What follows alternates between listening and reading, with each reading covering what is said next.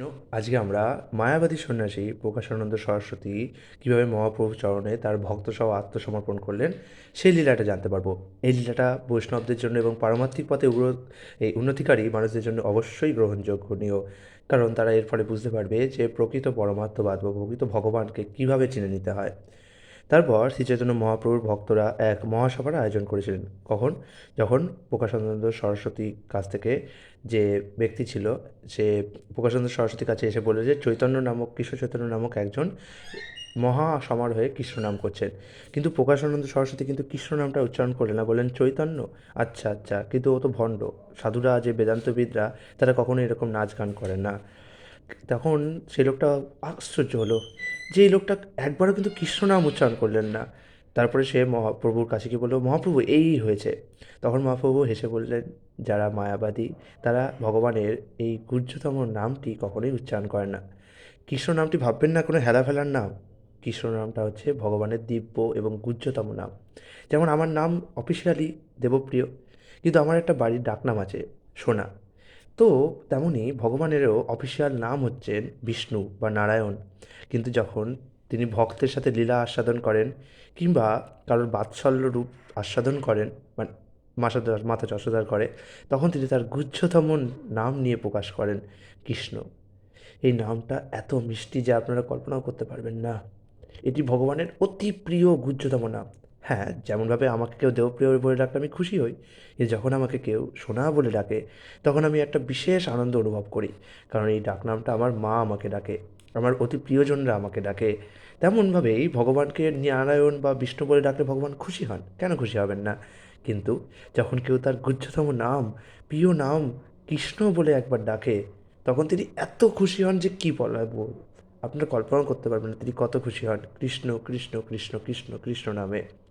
অনেকেও দেখি মা বাবারা তাদের সন্তানের নাম হেলাফেলায় কৃষ্ণ দিয়ে দেন এবং তারা কৃষ্ণকে বলেন, কৃষ্ণ মার খাবি। এটা কিন্তু ঠিক নয়। এই নামটি অত্যন্ত গুহ্য নাম ভগবানের, এই জগৎ সংসারের সৃষ্টিকর্তার। তো ভগবানের নাম শুধু ভক্তকেই দেওয়া উচিত, কখনোই অভক্তকে এভাবে নাম দেওয়া উচিত না, এবং তার ফলে নাম অপরাধ হয়ে যায়। অনেকে দোকানের নাম কৃষ্ণ মিট শপ, কৃষ্ণ শু দোকান এরকম রাখেন, এটাও ঠিক নয়। এভাবে ভগবানের গুহ্যতম নামকে অপরাধ করা হয়। যাই হোক, তারপর শ্রীচৈতন্য মহাপ্রভুর ভক্তেরা এক মহাসভার আয়োজন করেছিলেন। সেখানে তারা প্রকাশানন্দ সরস্বতী প্রমুখ বারাণসীর সমস্ত সন্ন্যাসীদের নিমন্ত্রণ করেছিলেন। সেই সভায় শ্রীচৈতন্য মহাপ্রভু এবং প্রকাশানন্দ সরস্বতী এই দুই বিদগ্ধ পণ্ডিতের সাক্ষাৎ হয় এবং সংকীর্তন আন্দোলনের পারমার্থিক আন্দোলন সম্বন্ধে আলোচনা হয়। সেই আলোচনার সংক্ষিপ্তসার এখানে বর্ণনা করা হয়েছে। বিখ্যাত মায়াবাদী সন্ন্যাসী প্রকাশানন্দ সরস্বতী শ্রীচৈতন্য মহাপ্রভুকে জিজ্ঞাসা করেছিলেন, বেদান্ত পঠন ধ্যান সন্ন্যাসীর ধর্ম, তাহা ছাড়ি কেন করো কেনে ভাবুকের কর্ম। অর্থাৎ বেদান্ত পঠন এবং ধ্যান তো সন্ন্যাসীর কাজ, তাহা ছেড়ে তুমি কেন ভাবুকের মতো ভাবপ্রবণতার বশবর্তী হয়ে নাচ গান করে যাচ্ছ। তখন মহাপ্রভু অত্যন্ত বিনীতভাবে বলেছিলেন যে, হে শ্রীপাদ, তার কারণ আমি বলছি, দয়া করে আপনি তা শুনুন। আমার গুরুদেব বুঝতে পেরেছিলেন যে আমি একটি মূর্খ, এবং তাই তিনি আমাকে শাসন করেছিলেন এবং তিনি বলেছিলেন, তুমি একটি মূর্খ, বেদান্ত দর্শন অধ্যয়ন করার অধিকার তোমার নেই, তুমি কেবল নিরন্তর কৃষ্ণমন্ত্র জপ করো। এইটি হচ্ছে সমস্ত বৈদিক মন্ত্রের সার। এই মন্ত্র জপ ও কীর্তন করার মাধ্যমে তুমি জড়বন্ধন থেকে মুক্ত হতে পারবে। এইভাবে শ্রীচৈতন্য মহাপ্রভু নিজেকে বেদান্ত পাঠের অযোগ্য এবং এই কলিযুগের অসংখ্য মূর্খের সঙ্গে তুলনা করেছিলেন। এই ধরনের মূর্খরা যেহেতু অনধিকার চর্চা করে বেদান্ত পাঠ করছে এবং তাদের মন গড়া বিকৃত অস্ত্র বিশ্লেষণ করছে, তাই সমাজে আজ এত বিশৃঙ্খলা দেখা দিয়েছে। অ্যাকচুয়ালি আজকের দিনে কলিযুগের সকলেই শূদ্র, এবং শূদ্ররা বেদপাঠ করতে পারে না। এইভাবে এটা অনেকে এইভাবে বলে যে দেখুন, শূদ্রদের অপমানিত করা হয়েছে, শূদ্রদেরকে নিম্ন স্তরের মানুষ বলে গণ্য করা হয়েছে, বেদপাঠ কি শুধু ব্রাহ্মণরাই করতে পারবে? আচ্ছা, আপনাদের একটা প্রশ্ন করি, ডাক্তারির যে বড় বড় বই লেখা আছে সেটা কারা পড়তে পারবে? যে কেউ মানুষ পড়তে পারবে, নাকি একজন ডাক্তার পড়তে পারবে? হ্যাঁ, যে কোনো মানুষ পড়তে তো পারে, কিন্তু যে কোনো মানুষ পড়লে কি সেটার মর্ম বুঝতে পারবে? আর মর্ম বুঝলে কি সে সঠিকভাবে চিকিৎসা করতে পারবে? না। যে প্রপারলি ছোটোবেলা থেকে ট্রেনিং নিয়েছে, ডাক্তারি কীভাবে পড়তে হয়, ডাক্তারি বিষয়গুলো কী, প্র্যাকটিস করেছে, বড় বড় ডাক্তারির যে উচ্চতম বইগুলি একমাত্র তারই পক্ষে পড়া সম্ভব। তেমনভাবেই যদি একটা সামান্য ডাক্তারির বই পড়ার জন্য এত ট্রেনিং লাগে, যেটা যে কেউ পড়তে পারবে না চাইলে, তাহলে ভাবুন বেদ, যেটা ভগবানের মুখ নিঃসৃত, তার মধ্যে কত গুহ্যতম জ্ঞান রয়েছে, সেটা পড়ার জন্য তো ট্রেনিং দরকার। না, জাতিগতভাবে কেউই কোনোভাবেই শূদ্ররা কিন্তু নিম্ন স্তরের নয়, তারাও সমপর্যায়ভুক্ত। কিন্তু ব্রাহ্মণ, সে কিনা ট্রেনিং নিয়েছে, তার কাজই হচ্ছে বেদ পাঠ করা, তার জন্য তাকে ছোটোবেলা থেকে সেইভাবে ট্রেনিং দেওয়া হয়েছে। এই কারণে ব্রাহ্মণ বেদ পাঠ করবে। তেমনই ক্ষত্রিয়কে ট্রেনিং দেওয়া হয়েছে ছোটোবেলা থেকে দেশ শাসন করার জন্য, দেশ রক্ষা করার জন্য, তাই সে সেইভাবে ট্রেনিং করবে। বৈশ্যকে ট্রেনিং দেওয়া হয়েছে উৎপাদনশীলতা কীভাবে বৃদ্ধি পায় তার জন্যে, সে সেইভাবে কাজ করবে। আর শূদ্রদের ট্রেনিং দেওয়া হয়েছে সে বাকি মানুষ যাতে সাধারণভাবে জীবনযাপন করতে পারে তাদের সাহায্য করবে। শূদ্ররা কিন্তু এমন না যে চাকর শ্রেণীর, তারা সাহায্যকারী, চাকর শ্রেণীর নয়। আমরা, আমাদের মারাও আমাদের সাহায্য করে, কিন্তু আমরা মাকে কখনো চাকর ভেবে বলি না। তেমনই শূদ্ররা বাকি মানুষকে সাহায্য করবে। তেমনই ব্রাহ্মণরা কাদের সাহায্য করবে? ক্ষত্রিয়, বৈশ্য, শূদ্রদের জ্ঞান দিয়ে। ক্ষত্রিয়রা কাদের সাহায্য করবে? ব্রাহ্মণ, বৈশ্য, শূদ্রদের তাদের আত্মরক্ষা করার অধিকার বা শান্তি দিয়ে। বৈশ্যরা কাদের সাহায্য করবে? ব্রাহ্মণ, ক্ষত্রিয়, শূদ্রদের তাদের উৎপাদনশীলতা দিয়ে। আর শূদ্ররা কাদের সাহায্য করবে? ব্রাহ্মণ, ক্ষত্রিয়, বৈশ্যদের তাদের সাহায্য করার প্রবণতা দিয়ে। আজকে কলিযুগে ডাক্তার, লয়ার, টিচার, এরা প্রত্যেকেই শূদ্র, কারণ এরা প্রত্যেকেই স্যালারি নেয়। ব্রাহ্মণরা নেবে হচ্ছে দান, ক্ষত্রিয়রা নেবে হচ্ছে কর বা ট্যাক্স, বৈশ্যরা নেবে হচ্ছে প্রফিট বা লাভ, আর শূদ্ররা নেবে হচ্ছে স্যালারি। এই হচ্ছে ভাগ। এই নাম বিনা কলিকালে নাহি আর ধর্ম, সর্বমন্ত সার নাম এই স্বাস্থ্য মর্ম। এই কলিযুগে ভগবানের দিব্য নাম কীর্তন করা ছাড়া আর কোনো ধর্ম নাই। এই নাম হচ্ছে সমস্ত বৈদিক মন্ত্রের সার, এটি সমস্ত শাস্ত্রের মর্ম। হরে কৃষ্ণ মহামন্ত্রের এই মহিমা বর্ণনা করার পর আমার গুরুদেব আমাকে একটি বৃহৎ নারদীয় পুরাণ শ্লোক শিখিয়েছিলেন এবং কণ্ঠে ধারণ করে সেটি বিচার করতে আমাকে উপদেশ করেছিলেন। হরের নাম ও হরের নাম ও হরের নামৈব কেবলম, কল্লৌ নাস্তব্য নাস্তব্য নাস্তব্য গতির নাথা। আমার গুরুদেবের এই আজ্ঞা পেয়ে আমি সর্বক্ষণ এই নাম উচ্চারণ করি, কারণ কলিকালে নাম ছাড়া আর কোনো গতি নেই। এবং তার ফলে আমি এখন উন্মাদ হয়ে গেছি, এবং যখনই আমি এই নাম উচ্চারণ করি তখন আমি নিজেকে সম্পূর্ণভাবে ভুলে যাই, এবং আমি ক্ষণে হাসি, কখনো কাঁদি, আবার কখনো উন্মাদের মতো নৃত্য করি। আমি মনে করেছিলাম যে এইভাবে মন্ত্র উচ্চারণের ফলে আমি যথার্থই পাগল হয়ে গেছি। তাই আমি আমার গুরুদেবের কাছে গিয়ে সে সম্বন্ধে জিজ্ঞাসা করতাম, কিবা মন্ত্র দিলা গোসাই, কিবা তার বল, জপিতে জপিতে মন্ত্র করিল পাগল। সেই কথা শুনে আমার গুরুদেব বললেন, কৃষ্ণ নাম মহামন্ত্রের এই তো স্বভাব, যে জপে তার কৃষ্ণে উপজয় ভাব। তিনি বললেন, এই হচ্ছে জীবনের পরম পুরুষার্থ, কৃষ্ণপ্রেমের লক্ষণ। এই কৃষ্ণপ্রেমের কাছে ধর্ম, অর্থ, কাম এবং মোক্ষ, এই চারটি পুরুষার্থ তৃণতুল্য।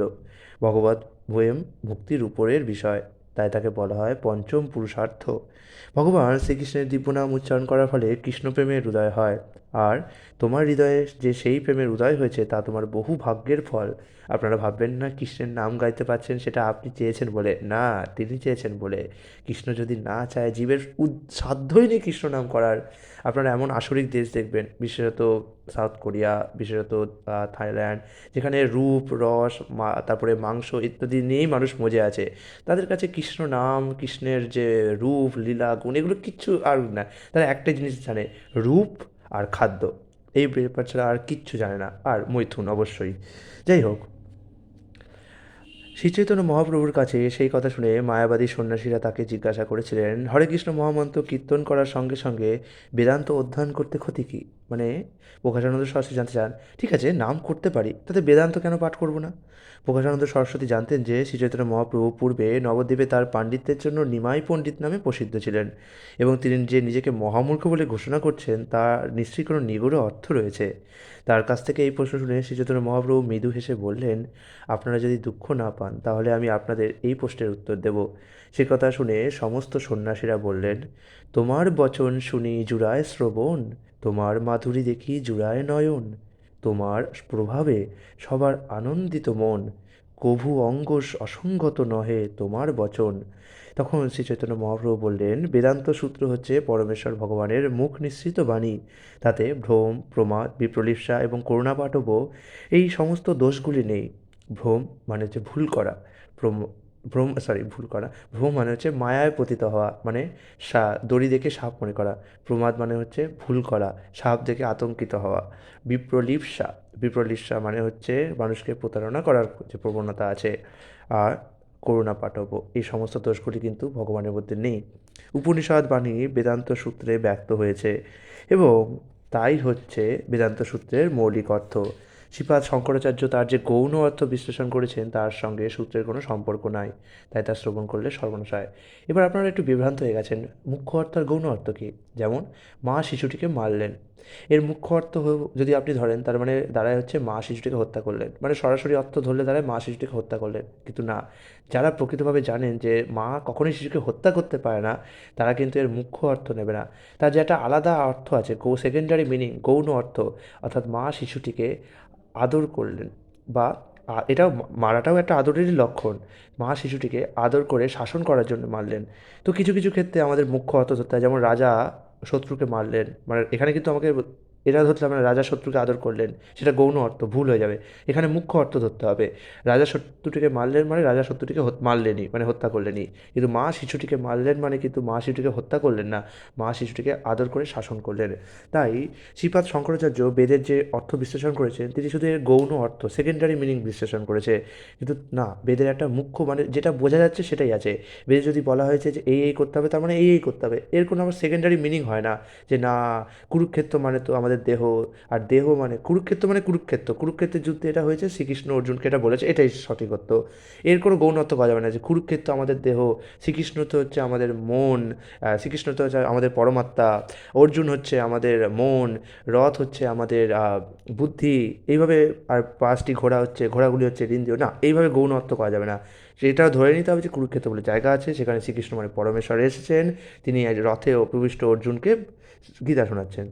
ব্রহ্ম শব্দটির অর্থ হচ্ছে সবচাইতে মহৎ, অর্থাৎ ব্রহ্ম শব্দের মুখ্য অর্থে ভগবানকে বোঝানো হয়েছে। যিনি সৎ ঐশ্বর্যে পরিপূর্ণ, তিনি চিৎ ঐশ্বর্যে পরিপূর্ণ, এবং যার থেকে বড় অথবা যার সমান আর কেউ নেই। তার বিভূতি দেহ সবই চিন্ময়। দুর্ভাগ্যবশত তার চিৎ বিভূতি আচ্ছাদন করে তাকে নিরাকার বলে বর্ণনা করা হয়েছে। তার দেহ, স্নান, পরিবার এসবই চিদানন্দময়। শঙ্করাচার্য যে বেদান্ত সূত্রের এইভাবে বিকৃত অর্থ করেছেন তাতে তার কোনো দোষ নেই, কেননা তিনিই হচ্ছেন পরমেশ্বর ভগবানের আজ্ঞাবাহী দাস। ভগবানের আজ্ঞাতেই তিনি এই মতবাদ প্রচার করেছিলেন। অনেকে এই দাস শব্দটার প্রতি বিরক্তি প্রভাব করে, এটা তাদের দোষ না। বর্তমানে দুনিয়ায় দাস শব্দটি এতই নিকৃষ্টভাবে প্রচার করা হয় যে আমাদের আর কী দোষ। যখনই আমরা দাস শুনি তখনই আমাদের সেই দাস ব্যবসা, কৃতদাস, যেখানে অত্যাচার করা হচ্ছে সেটা মনে হয়, এবং আমাদের মনে হয় যদি আমরা দাস হয়ে যাই তার মানে আমাদের সমস্ত স্বাধীনতা খর্ব হয়ে যাবে। দাস কথাটির অর্থ হচ্ছে কারোর সেবা করার যে প্রবণতা, ঠিক আছে, তাকেই বলা হয় দাস।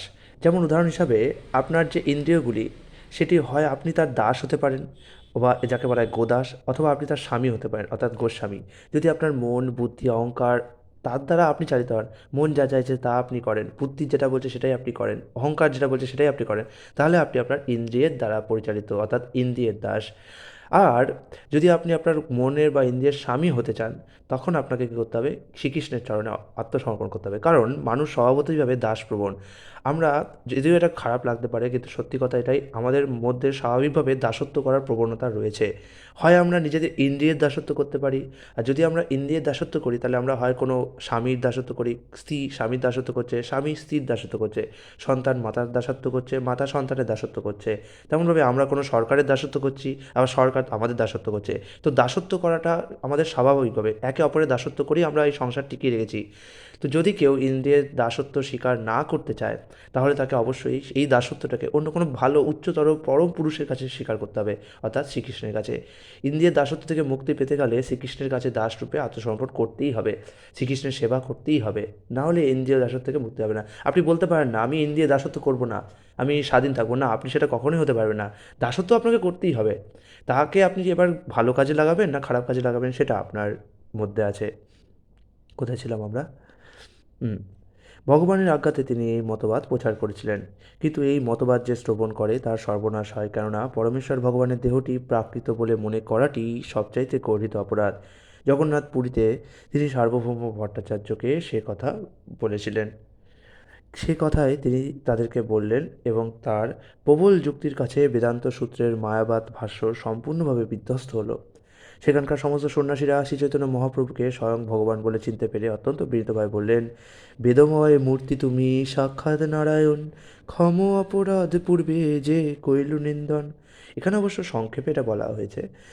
এই যে শিব শঙ্করাচার্যের সাথে, শঙ্করাচার্য বলছি, প্রকাশানন্দ সরস্বতীর সাথে চৈতন্য মহাপ্রভুর যে বার্তালাপ, সেটা মহাপ্রভুর যে লীলা, যে চৈতন্য চৈতন্য, সেখানে আরও বিস্তারিতভাবে, আরও সুন্দরভাবে বলা আছে।